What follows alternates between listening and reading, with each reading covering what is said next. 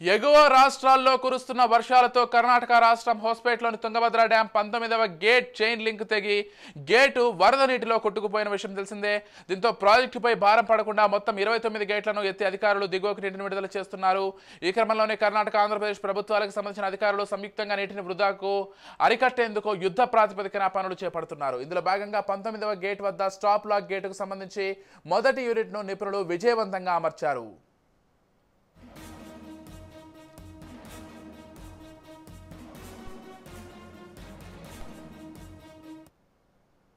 ఈ సందర్భంగా AP CM Chandrababu Naidu వారిని అభినందించారు.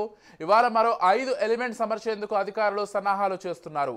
మొదటి యూనిట్ సక్సెస్ఫుల్ గా పూర్తవడంతో అక్కడున్న ఇరిగేషన్ టెక్నీషియన్లు ఆనందంతో సంబరాలు చేసుకున్నారు. ప్రస్తుతం ప్రాజెక్టులోకి ఇన్ఫ్లో 44,721 క్యూసెక్కులు కాగా అవుట్ఫ్లో 61,424 క్యూసెక్కులుగా ఉంది.